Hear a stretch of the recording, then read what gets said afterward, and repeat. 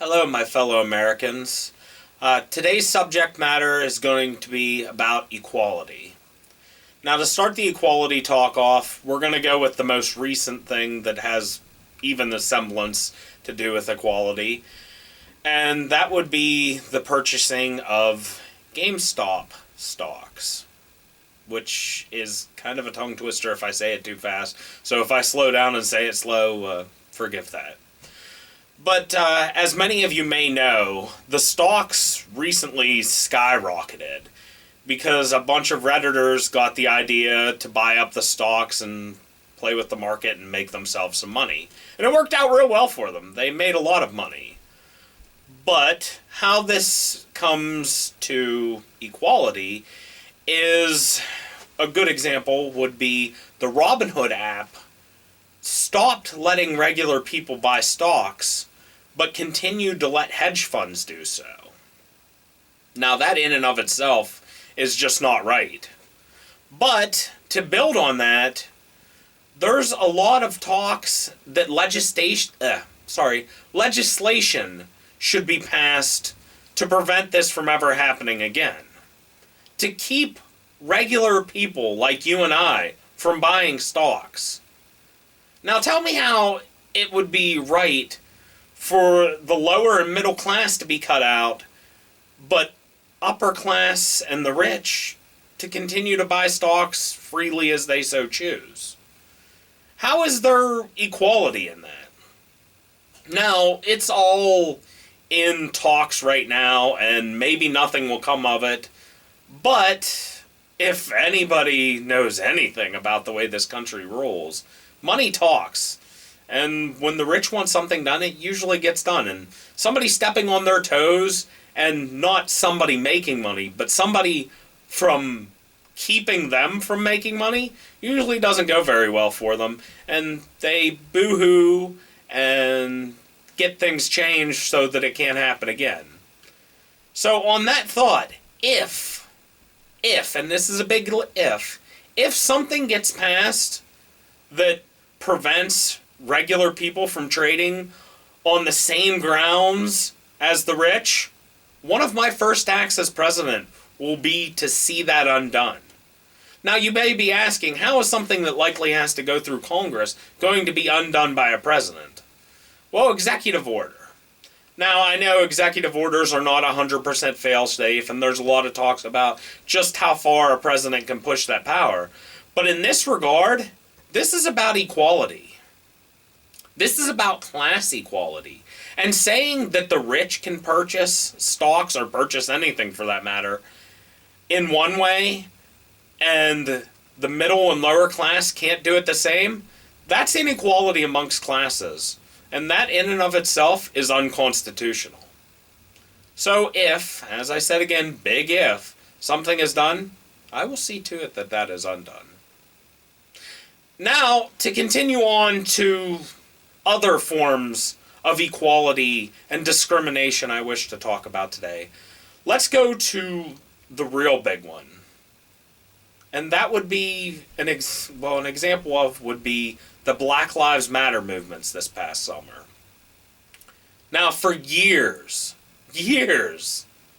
it's been ignored, the racial inequality in this country. And you might say there is no racial inequality, but look around, there really is. If the Black Lives Matter movement stormed the Capitol on January 6th, like what happened with the Trump rally supporters, they'd have probably been mowed down. They would have been shot, no hesitation. But yet, it just happened. They just walked in like they owned the place. Were even assisted in some circumstances. There were officers getting their pictures taken with the insurrectionists. When you storm a federal building, that's not something you do. That makes you a terrorist. Like it or not, I'm throwing that word at you. You're a terrorist if you do that. And those people need to see justice. On the same note, on the other side of the picture, the riots that occurred last summer that stemmed out of the Black Lives Matter movement. Those people also need to see justice. This is not a one-sided thing. If you broke the law, no matter what that circumstance is, that you did something that you felt was right, if you broke the law, you need to pay the price for that, whatever the price may be. On the same note, if you didn't break the law, you shouldn't be facing some sort of punishment. No matter what color your skin, no matter what religion you choose to believe in, no matter where you are from, no matter what your sexual orientation or preference, none of that makes any difference. There should not be a justice for one group of people and a different justice for another group of people. Justice should be served equally. Justice should be served indiscriminately. So if you break the law, you should pay up. If you don't, you shouldn't be facing some consequence. It's as simple as that. On the same note, and going, I guess, varying off from that to a certain degree, justice should be seen on both sides of the criminal justice system. If a cop themselves breaks the law or knowingly does something against the law, they should pay for that. They should not get away with that. And that is one of the biggest issues. Don't get me wrong. If a cop's life is actually in danger, they should have the right to defend themselves. They shouldn't be just fair game because, God forbid, you might hurt a criminal. If somebody comes at a cop with a knife, with a gun, with intent to harm that officer or harm somebody else, they should be dealt with accordingly. On the opposite side, if they are not a threat to somebody, if they have done nothing wrong, if they show no signs that they are even capable of harming somebody, they should not be treated like they do have a weapon. Now you're asking, how do you, who and how do you determine what is excessive force from an officer? A good solution to this, an easy solution, body cams for all officers. How many times has it been an officer's word against somebody else's? And a lot of the times, with no video evidence, no witnesses, the cop's word is taken as that's all it is. They're a cop. They wouldn't lie. They're a cop. They're supposed to uphold the law. And yes, they are supposed to uphold the law. And there are many, many good officers who do. But it only takes one bad cop to ruin that. It only takes one officer to be a lying sleazeball to ruin the trust people have in the system. It only takes one officer to mess that up for all the good cops.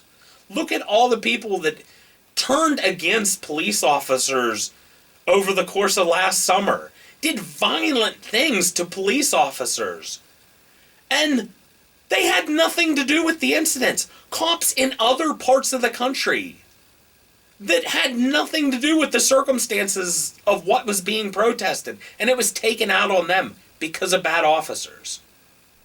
Making sure that a bad cop sees justice, that's not just good for the people that the injustice was against. That's good for everybody. Because then you don't have circumstances where good cops are being attacked and hated because of something another cop does. And in this regard, classifying all cops based on the bad cops is just as horrible as classifying any other group because there are bad people in it. The truth is, there are good and bad people on both sides. In this circumstance, that's not always as black and white as it comes. There are circumstances, that's for another day. In this circumstance, there are good and bad people on both sides. If a cop is defending themselves, defending somebody else, they should not be held to some criminal standard of, oh my God, they shot that person. Yeah, well, that person came at them with a gun. Their life was endangered. The other civilians around them were endangered. Would you rather that person who came at the cop with a gun popped a shot off and shot 3 other people? Or would you rather that that person themselves was stopped? And you might say, well, why didn't the cop shoot the gun out of their hand, shoot their shoulder, shoot them somewhere else? This isn't Hollywood. Life is not a movie. A cop is not some skilled tactical sharpshooter who can shoot the gun from a person's hand and save the day. Sometimes the only option an officer has is for that body shot. And is it sad when a life is taken? Yes, absolutely. But if somebody brings that on themselves, that is not something that that officer should have to suffer the rest of their life upon.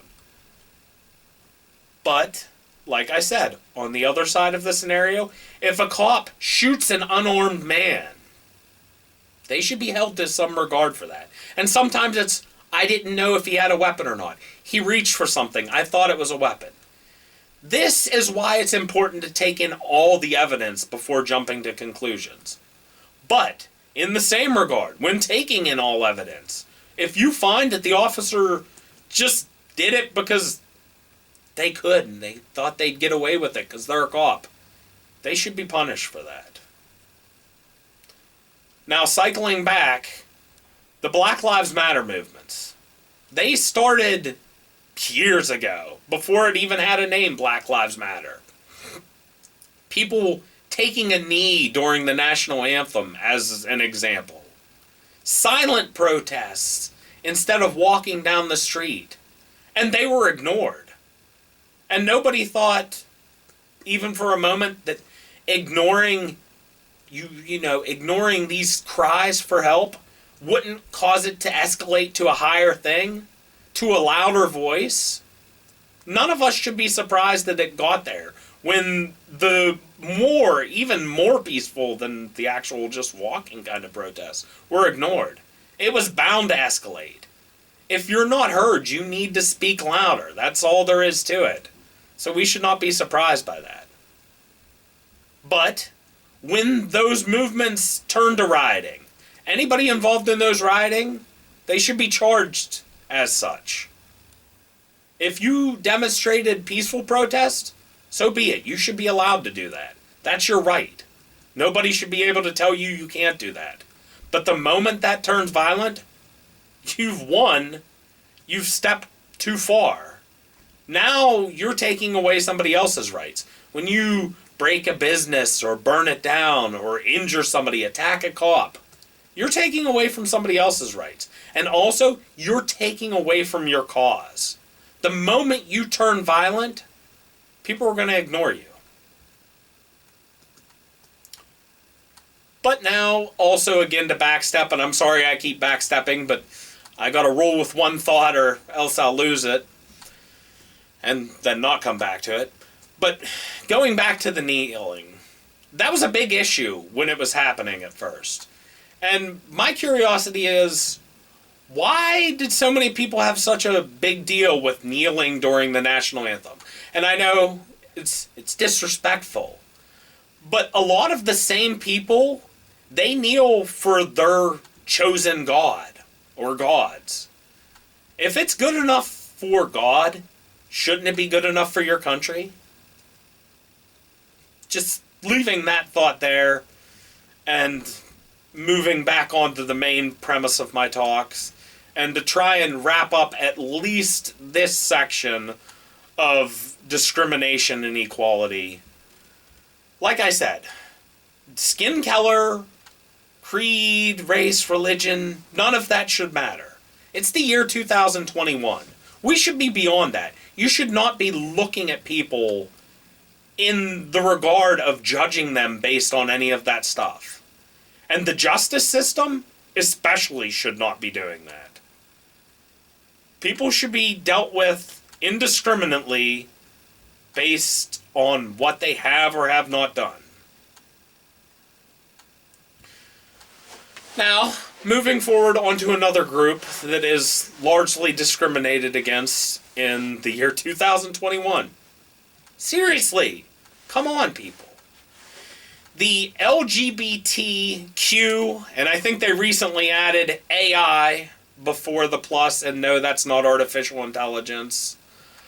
But if I want to apologize in advance, if I ever just say LGBT, that's what it was for me growing up. So if I say that, I'm not trying to cut anybody out, not trying to discriminate against anybody's classification or group. It's just what I grew up with. So when I say it, I'm trying to be inclusive of everybody. I'm just shorthanding it for time's sake, if nothing else. But anyways, the LGBTQAI plus, the group has been discriminated against so many ways recently. There are still states where men can't marry men, women can't marry women. Sorry about that.